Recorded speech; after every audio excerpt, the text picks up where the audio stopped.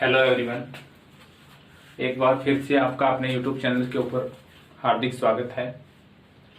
आज हम भूगोल विषय का एक महत्वपूर्ण और जो भूगोल का जो बेस होता है पृथ्वी, उसके ऊपर चर्चा करेंगे।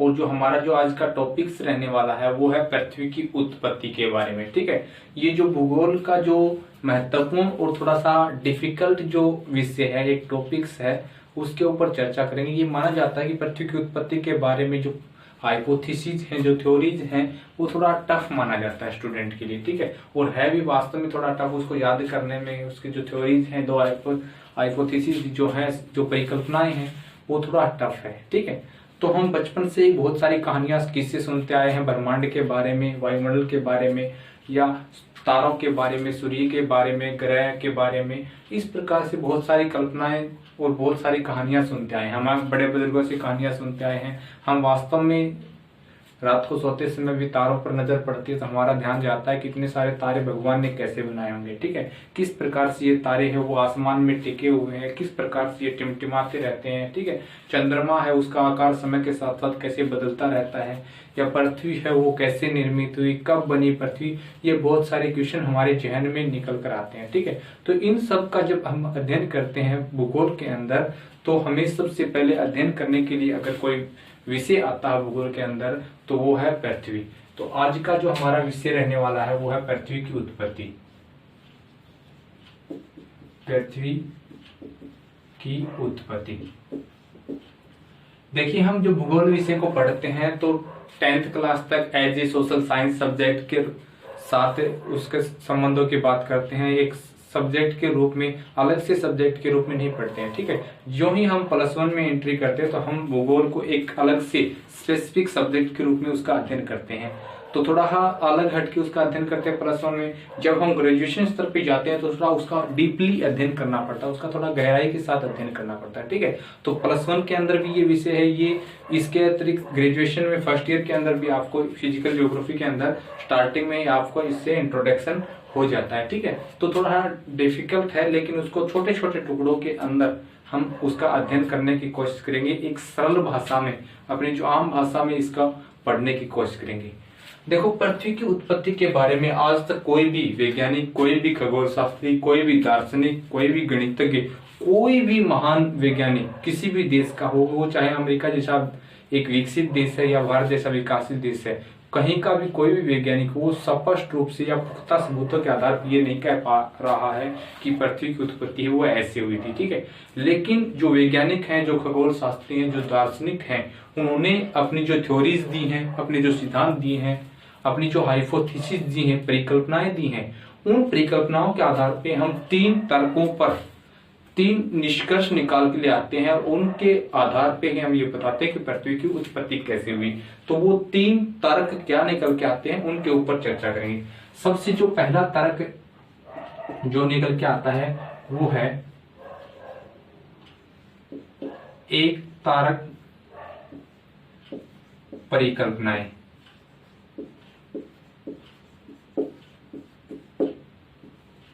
ठीक है, सेकंड जो तर्क है वो है द्वितारक परिकल्पनाएं।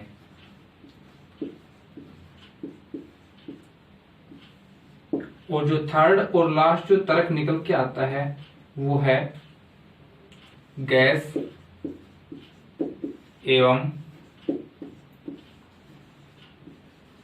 धूल के बादलों पर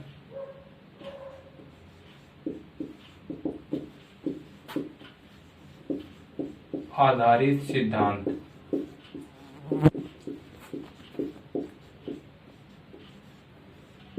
ये जो 3 तर्क निकल के आते हैं हमारे सामने, जो दार्शनिकों ने, जो खगोल शास्त्रियों ने, जो भूगोलवेताओं ने, या जो वैज्ञानिक हैं, उन्होंने जो तर्क दिए हैं, अपनी जो हाइपोथेसिस दी हैं, परिकल्पनाएं दी हैं, जो थ्योरी दी हैं, उनसे हमें ये 3 निष्कर्ष निकल के आते हैं। हमारे सामने 3 ये तर्क आते हैं। सबसे पहला तर्क क्या है, वो एक तारक परिकल्पना है। ठीक है, इस परिकल्पना के अनुसार ये जो हाइपोथेसिस क्या कहती है, ये हाइपोथेसिस कहती है कि पृथ्वी की उत्पत्ति वो एक तारे से हुई है, एक तारे से मानी गई है पृथ्वी की उत्पत्ति। ठीक है, इन हाइपोथेसिस के अंदर यानी कि एक तारक परिकल्पनाएं जो जो प्रस्तुत की हैं विभिन्न विद्वानों ने, उन्होंने ये माना कि पृथ्वी की उत्पत्ति वो एक तारे से हुई है। इसके अतिरिक्त जो दूसरी जो परिकल्पना आती है, जो दूसरा तर्क निकल के आता है, उसमें क्या बताता है, पृथ्वी की उत्पत्ति वो द्वे तारक यानी कि दो तारों से उत्पत्ति मानी गई है पृथ्वी की। ठीक है, जो दूसरी हाइपोथेसिस है जिसको डोलेस्टिक हाइपोथेसिस भी कहा जाता है।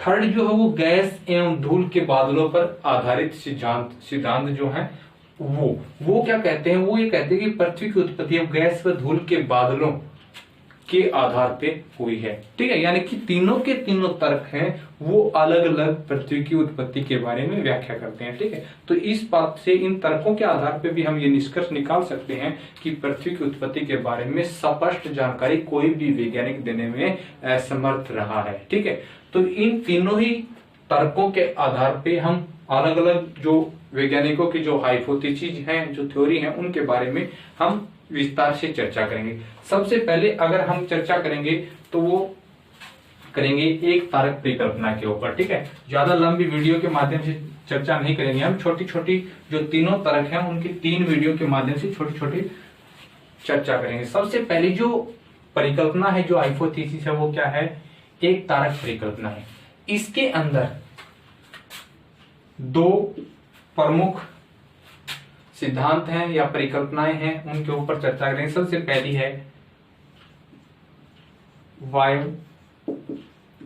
राशि परिकल्पना। ठीक है, यानी कि जो पहली जो परिकल्पना निकल के आती है एक तारक परिकल्पना में, वो है वायु राशि परिकल्पना। ये जो परिकल्पना है ये सन 1755 ईस्वी में प्रस्तुत की गई थी। कब प्रस्तुत की गई थी? सन 1755 ईस्वी में प्रस्तुत की गई थी।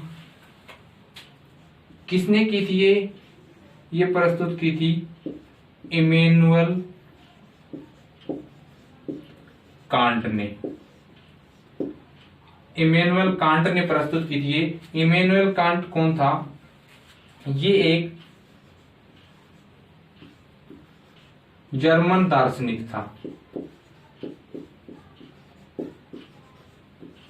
यानी कि इमैनुअल कांट कौन था? जर्मनी का एक महान दार्शनिक था, जिन्होंने सन 1755 ईस्वी में एक वायु राशि परिकल्पना प्रस्तुत की, जिसको कांट की वायु राशि परिकल्पना के नाम से भी जाना जाता है। ठीक है, ये सबसे मान्य और सबसे आरंभिक जो मत है पृथ्वी की उत्पत्ति के बारे में वो है।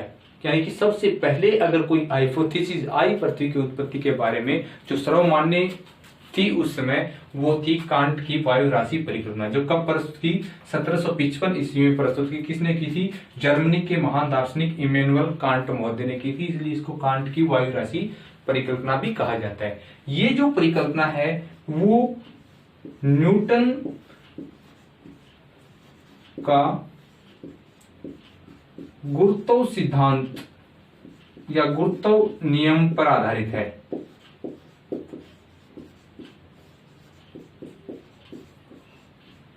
जो न्यूटन महोदय का जो गुरुत्व नियम हुआ है, गुरुत्वाकर्षण का जो नियम है, उसके ऊपर पूर्ण रूप से ये बेस्ड है, आधारित है ये जो परिकल्पना है। इस नियम में क्या बात कही गई है गुरुत्व नियम के अंदर? इसमें बताया कि कोई भी जो आकाशीय पिंड है वो किसी दूसरी वस्तु को अपनी ओर आकर्षित करता है, यानी कि खींचने का कार्य करता है। जैसे पृथ्वी है, कोई भी वस्तु हम ऊपर की तरफ फेंकते हैं तो वो नीचे की तरफ ऑटोमेटिकली आती है। क्यों आती है? क्योंकि वहां पे गुरुत्वाकर्षण बल कार्य करता है। किसका? पृथ्वी का गुरुत्वाकर्षण बल कार्य करता है। तो इसी प्रकार से उन्होंने भी ये बताया है कि पृथ्वी की उत्पत्ति कैसे हुई। उनका मानना था कि ब्रह्मांड के अंदर छोटे छोटे परमाणु वो मौजूद थे। ठीक है, और वो धीरे धीरे वो परमाणु क्या हुए, वो एक दूसरे की तरफ आकर्षित होने लगे, यानी कि एक दूसरे की तरफ संगठित हुए, वो एक दूसरे की तरफ इकट्ठे होने, एकत्रित होने शुरू हुए। और धीरे धीरे क्या हुआ, देखो पहले ही ब्रह्मांड के अंदर ऐसे छोटे छोटे परमाणु के रूप में मौजूद थे, जिसको बोला गया था आद्य पदार्थ। यानी कि ब्रह्मांड में बहुत सारा आद्य पदार्थ मौजूद था छोटे छोटे परमाणुओं के रूप में, और धीरे धीरे ये परमाणु क्या हुए, एक दूसरे की ओर संगठित हुए, एक प्रकार से इकट्ठे होने शुरू हो गए, और इनसे क्या हुआ, ये इकट्ठे हुए तो एक बड़े पिंड के रूप में ये बनते चले गए। ठीक है, और धीरे धीरे वो पिंड है वो क्या, ग्रह और उपग्रहों के रूप में जाने लगे। ठीक है, यानी कि सिंपल सी भाषा में ये कहें तो कांट की परिकल्पना में ये बताया गया कि पृथ्वी की उत्पत्ति जो है वो ब्रह्मांड में मौजूद छोटे छोटे परमाणुओं के संगठित होने से हुई है। ठीक है, ये कहा था कांट ने, जो अपनी वायु राशि परिकल्पना थी इसके अंदर। जो दूसरी जो परिकल्पना आती है एक तारक परिकल्पना के अंदर ही, वो कौन सी है,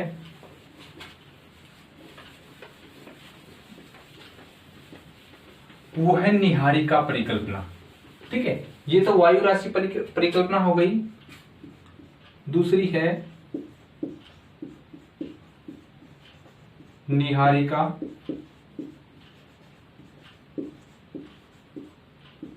परिकल्पना। ठीक है, ये जो परिकल्पना है ये सन 1796 में 96 ईस्वी में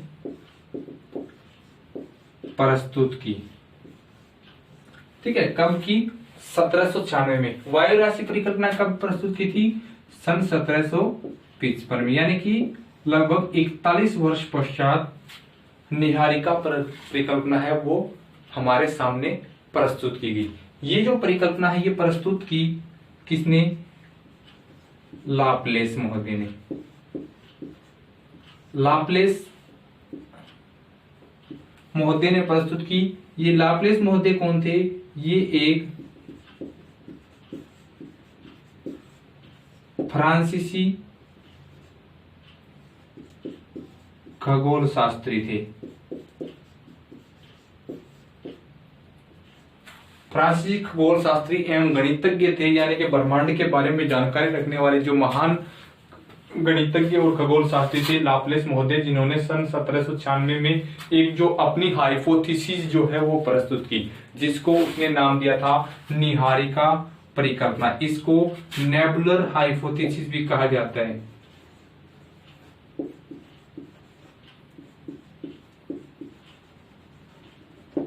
नेबुलर हाइपोथेसिस कई बार इंग्लिश में आ जाता है ये कि नेबुलर हाइपोथेसिस किसने प्रस्तुत की, तो वो ये प्रस्तुत की थी लाप्लेस महोदय ने, जो एक फ्रांसीसी खगोल शास्त्री एवं गणितज्ञ थे। कब प्रस्तुत की, सन 1796 ईस्वी में। ठीक है, इनकी एक पुस्तक आई थी, वो थी exposition of the world system. ये पुस्तक आई थी लाप्लेस महोदय की, और उन्होंने इस पुस्तक के अंदर जो कांट की जो वायु राशि परिकल्पना थी उसका एक संशोधित रूप प्रस्तुत किया था। यानी कि जो कांट की जो वायु राशि परिकल्पना में जो पृथ्वी की उत्पत्ति के बारे में बताया है उसके अंदर थोड़ा सा संशोधन करने की कोशिश की इसने। संशोधित रूप अपनी पुस्तक जो आई थी exposition of the world system के अंदर प्रस्तुत किया था। कब प्रस्तुत किया था, सन 1796 ईस्वी में। किसने, लाप्लेस महोदय ने। इन्होंने अपनी जो परिकल्पना थी, जो निहारिका परिकल्पना थी, नेबुलर हाइपोथेसिस थी, इसके अंदर क्या बताया है, इन्होंने बताया है कि पृथ्वी की उत्पत्ति है वो ब्रह्मांड में धीमी गति से संचरण करते हुए बादलों से हुई है। यानी कि इन्होंने वायु राशि परिकल्पना में कांट ने बताया था कि ब्रह्मांड के अंदर छोटे छोटे परमाणु के रूप में आद्य पदार्थ था और धीरे धीरे संगठित हुआ और फिर उससे क्या बना, पृथ्वी का निर्माण हुआ। लेकिन निहारिका परिकल्पना में क्या बताया है, इसमें यह बताया कि बादल हैं वो धीमी गति से ब्रह्मांड के अंदर गति कर रहे थे, यानी कि घूम रहे थे धीमी गति से, और धीरे धीरे वो बादलों के संगठन से, बादलों के इकट्ठा होने से क्या हुआ, ग्रह और उपग्रहों का निर्माण हुआ, यानी कि पृथ्वी का निर्माण हुआ। ठीक है, इन्होंने इस अपनी निहारिका परिकल्पना के अंदर बादलों से कुछ हद तक पृथ्वी की उत्पत्ति के बारे में बताया है। तो जो एक तारक परिकल्पना, यानी कि इसमें क्या बताया, पृथ्वी की उत्पत्ति एक तारे से हुई है। ठीक है, इसके अंदर दो अलग अलग परिकल्पनाएं या हाइपोथेसिस जो है वो आई है। सबसे पहली जो हाइपोथेसिस थी वायु राशि परिकल्पना, कब प्रस्तुत की, सन 1755 में। किसने, इमैनुअल कांट ने, जो एक जर्मन दार्शनिक था। उनकी जो हाइपोथेसिस किस पे बेस्ड थी, न्यूटन के गुरुत्व नियम पर आधारित थी, ठीक है। और उसमें ये बताया था कि ब्रह्मांड के अंदर छोटे छोटे परमाणुओं के रूप में मौजूद थे और धीरे धीरे वो क्या हुए, संगठित हुए, एकत्रित हुए और उनसे पृथ्वी की उत्पत्ति हुई। जो निहारिका परिकल्पना है ये सन 1796 ईस्वी में लाप्लेस महोदय, जो एक फ्रांसीसी जो खगोल शास्त्री और गणितज्ञ थे, उन्होंने प्रस्तुत की। उनकी एक प्रसिद्ध पुस्तक exposition of the world system के अंदर वायु राशि परिकल्पना यानी कि कांट की वायु राशि परिकल्पना का एक संशोधित रूप है, उसमें एक परिवर्तित रूप प्रस्तुत किया उन्होंने।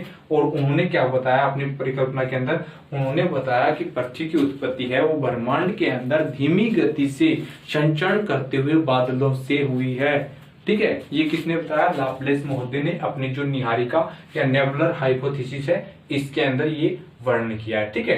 तो जो एक तारक परिकल्पना थी उसके अंदर हमने दो जो परिकल्पनाएं हैं अलग अलग विद्वानों की उसका अध्ययन किया। जो नेक्स्ट जो है वो द्वितारक परिकल्पना है और धूल और गैस के बादलों पर आधारित जो सिद्धांत है उनको हम छोटी छोटी वीडियो के माध्यम से करेंगे, न कि एक साथ अगर हम करेंगे उनको तो ये हमारे लिए समझना बड़ा मुश्किल हो जाएगा, पजल हो जाएंगे। फिर वायु राशि, निहारिका परिकल्पना या जो अलग अलग जो आगे आने वाली जो परिकल्पना है वो उनके अंदर पजल हो जाएंगे हम, ठीक है। तो उसको इकट्ठा करने के बजाय हम इनको छोटे छोटे हिस्सों में शॉर्ट पार्ट के अंदर अध्ययन करेंगे। और ये जो है ये ज्योग्राफी का बेस है, क्योंकि ज्योग्राफी के अंदर, भूगोल के अंदर हम क्या पढ़ते हैं, पृथ्वी का अध्ययन करते हैं, ठीक है। और पृथ्वी का अध्ययन करने के लिए हमें सबसे पहले पृथ्वी के बारे में जानकारी होनी जरूरी है कि पृथ्वी की उत्पत्ति कैसे हुई, ठीक है। तो आगे भी ये चीजें काम आएंगी और बहुत सारी जगह पे इन परिकल्पनाओं की जो टाइम है या उनके जो विद्वान हैं उनके बारे में क्वेश्चन बहुत ज्यादा आते हैं, ठीक है।